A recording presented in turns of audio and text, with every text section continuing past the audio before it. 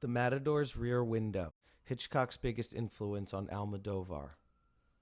May 29, 2006. Upon the viewing of Pedro Almodovar's 1986 film Matador, it is instantaneously apparent to any student of Alfred Hitchcock that there is a relationship between the two directors and their films. More specifically, Hitchcock's relationship to, or rather influence on Almodovar's film, does not manifest itself via similarities in camera style, for which Hitchcock is most famous for, or plotline, but rather through similarities in character and analysis of similar themes. While it is undeniable that Hitchcock's entire career is in part vicariously responsible for the success of Matador, as it was the third most successful Spanish film of 1986, one of Hitchcock's films in particular, Rear Window, 1954, is the most influential of them all. The first most obvious influence of Rear Window on Matador lies in character similarities.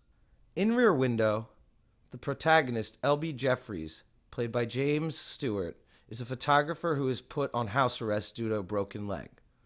Likewise, in Almodovar's Matador, the antagonist and former Matador, Diego, played by Nacho Martinez, has also suffered an injury and walks with a limp.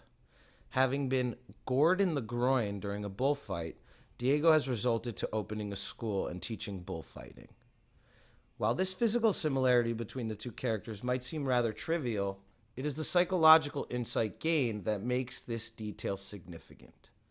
In both cases, the injury occurred in the field of duty and represents an exciting, adventurous, and dangerous past that the character is now out of touch with. In the case of L.B. Geoffreys, his injury temporarily prevents him from working as a photographer. As Geoffreys explains through his conversation with potential wife Lisa Carol Fremont, played by Grace Kelly, few people are cut out for the lifestyle that he embraces as a photographer. He insists that his relationship with Miss Fremont will never work because her character is not compatible with the intense amount of travel and adventure involved with a career of professional photography. More specifically, Geoffreys cites eating foods you've never imagined eating before and being chased around foreign countries. Nevertheless, despite his injury, Geoffreys is still attached and infatuated with his profession and the danger and excitement that surround it. This is evident in Geoffreys' inability to resist the temptation of returning to work. He even goes as far as to attempt to convince his boss that he is capable of doing a photo shoot while in a cast, something that is completely implausible. Like the character of Geoffreys, Diego's injury also represents his former profession and a dangerous past. Perhaps sustaining a more permanent injury than that of Geoffreys, Diego's injury not only symbolizes the reality of the everyday danger that being a bullfighter involves, but also the inescapability of his past profession. Not only does Diego have a permanent limp, which acts as an everyday reminder of bullfighting, but he also teaches bullfighting. This obsession with the past is made more apparent through Diego's conversation with Angel over a game of billiards. When discussing women, Diego exclaims something to the effect of, "They are attracted to me because I was a bullfighter."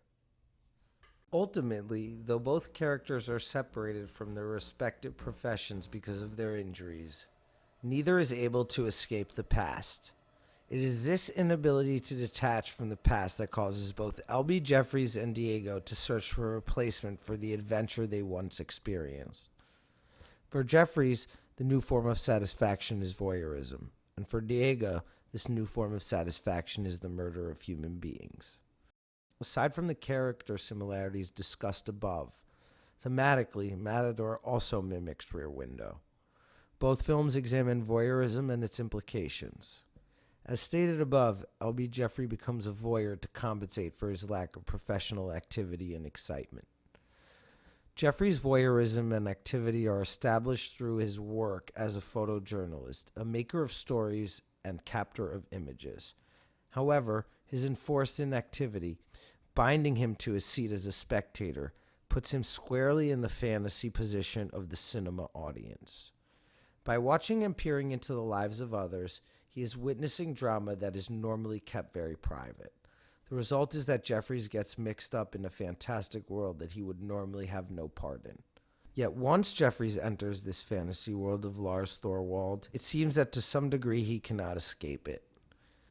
For in the end of the film, the fantasy that Geoffreys has contrived, namely the murder of Miss Thorwald, becomes a reality.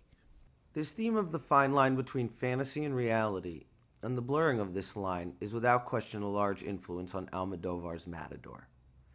In Matador, Almodovar also examines the relationship between fantasy, reality, and voyeurism. This analysis largely takes place within the character of Angel, played by Antonio Banderas.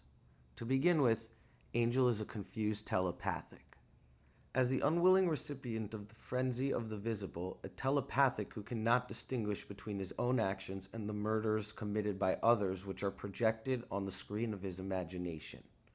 Angel is the epitome of voyeurism, proof that the eruption of unmediated fantasy leads both to rapture and psychosis. He is unable to differentiate between fantasy and reality, and eventually suffers from vertigo as a result. An example of this inability takes place earlier in the film when Angel, who is a student of Diego's at the bullfighting school and is uncertain of his sexual identity, turns to voyeurism. After spying on his neighbor Ava, played by Ava Cobo, who is also the girlfriend of Diego, Angel attempts to rape Ava. This very action by Angel signifies a confusion between the fantastic and the real. What makes the scene even more interesting is that the audience later finds out the rape was unsuccessful due to premature ejaculation. This detail is clever not only because it entertains the audience through humor, but also because of its play on the relationship between fantasy and reality. What starts as a fantasy voyeurism seems to turn into a reality, the attempted rape and the cut Ava suffers when she falls. But ultimately, the incident maintains some fantastic qualities because physical penetration did not occur. Thus, this scene truly exemplifies the same theme of blending fantasy and reality that Hitchcock employs in Rear Window. The influence of Alfred Hitchcock's Rear Window on Matador is very clear. In fact, one could argue that it is simply a different treatment of similar characters and the same themes. Both involve main characters that cannot elude their past, voyeurism, and the theme of fantasy versus reality. Ultimately, it is apparent that Rear Window is a gigantic influence on Almodovar's Matador. It is easy to understand why Almodovar is commonly called the Spanish Hitchcock. In the spirit of this nickname, perhaps the title of the film should be changed to The Matador's Rear Window.